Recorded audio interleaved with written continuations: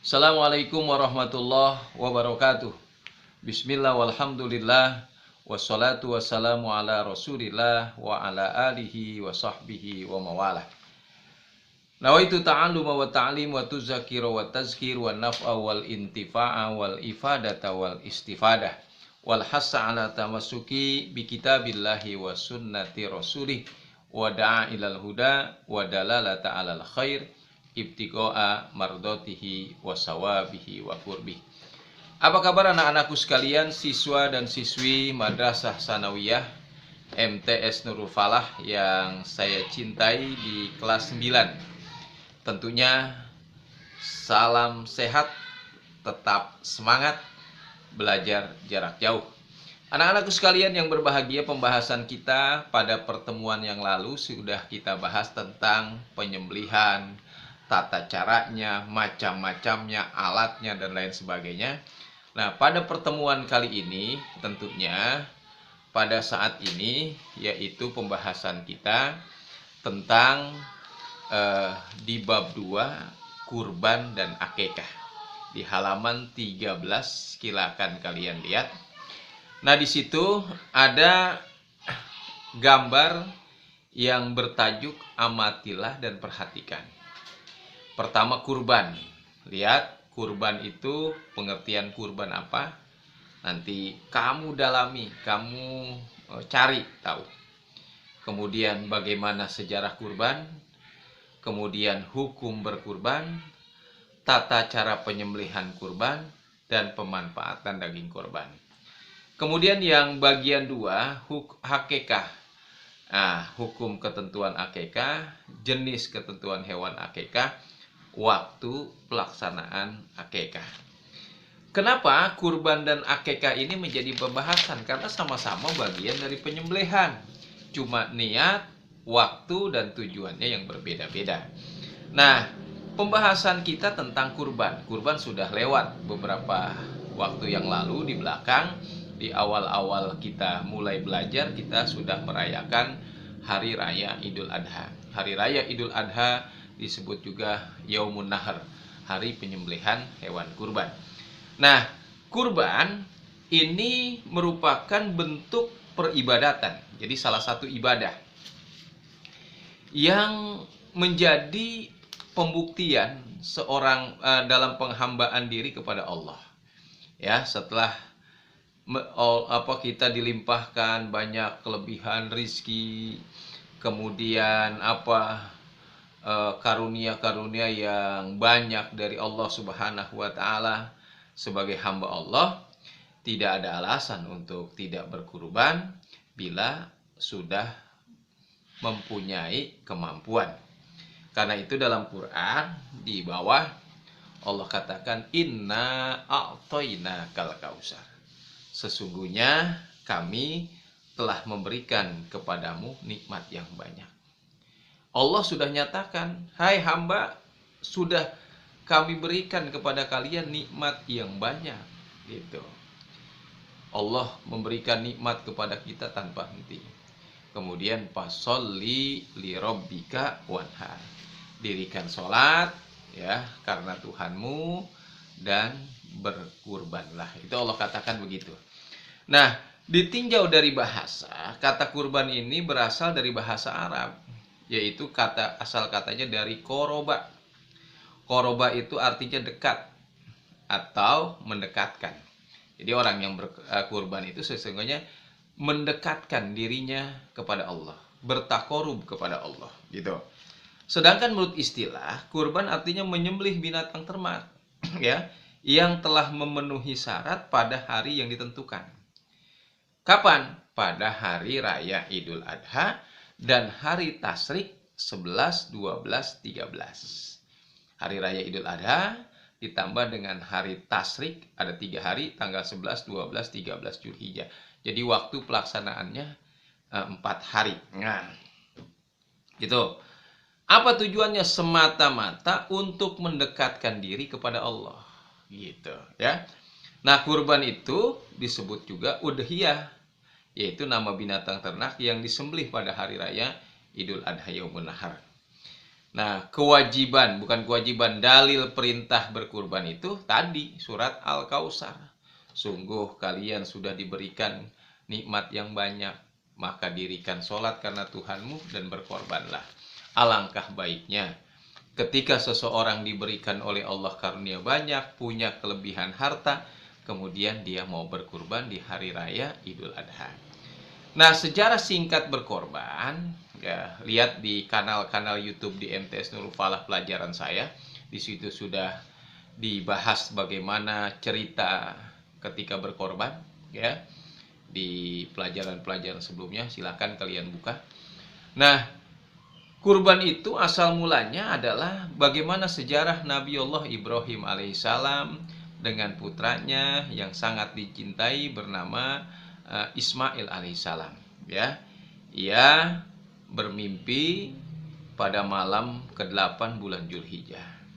Mimpinya Allah Subhanahu wa taala memerintahkan Nabi Ibrahim untuk menyembelih putranya yang bernama Nabi Ismail.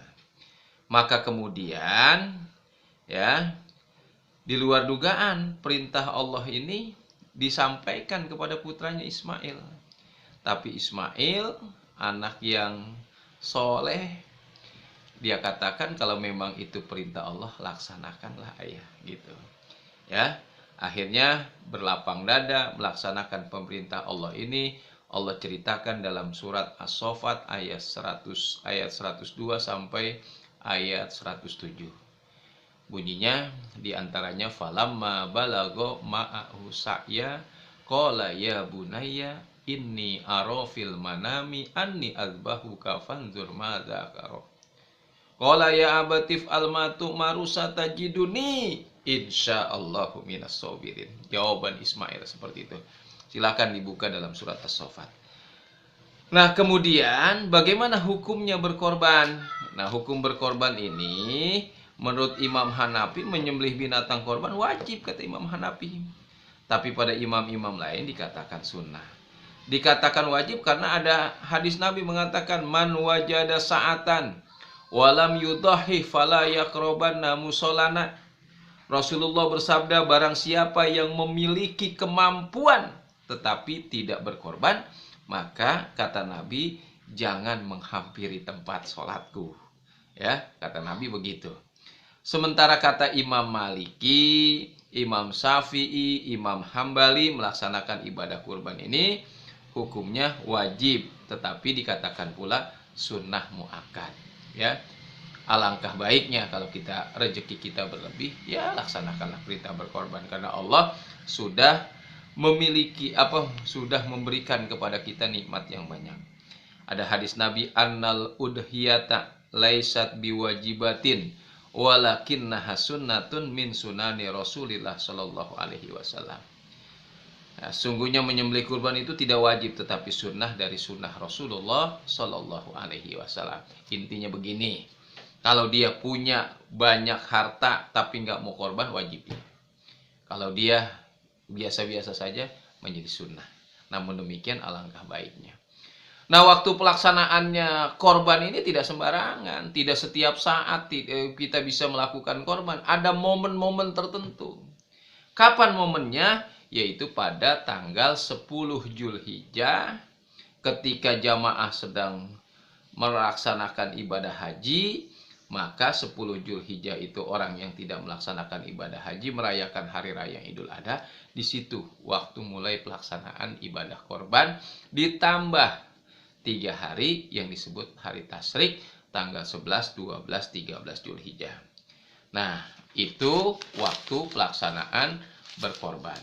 Nah, ketentuan waktu penyembelihan korban ini juga berdasarkan hadis Nabi. Kata Nabi, man dzabaha qabla shalah fa innama yadhbahu li nafsi. Wa man dzabaha ba'da shalah wa khutbataini faqad atama nusukahu wa asaba sunnatul muslimin. Rahul Bukhari. Siapa yang menyembelih kurban sebelum Idul Adha, maka sesungguhnya itu menyembelih untuk dirinya sendiri, ya motong biasa.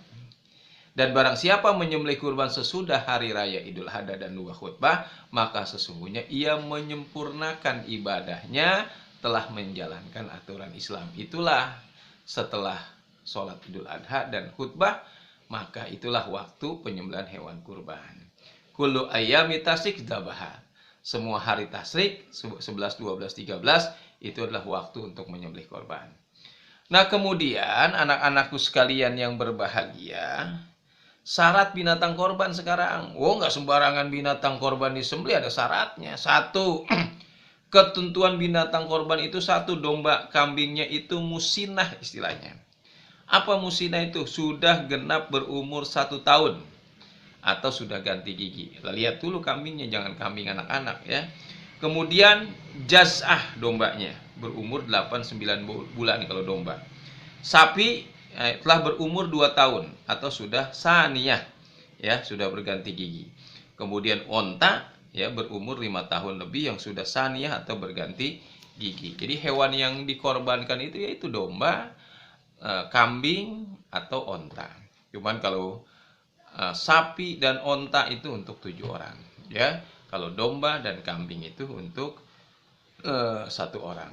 Bagaimana hindari kambing yang akan disembelih ini dari cacat? Artinya tidak boleh cacat sedikit pun. Cacat binatang korban menyebabkan tidak sah kita berkorban. Ada 4 jenis cacat yang tidak boleh ada pada hewan korban. Apa? Pertama, sakit mata. 2, sakit-sakitan, tidak sehat artinya. Kemudian pincang kakinya dan terlalu kurus.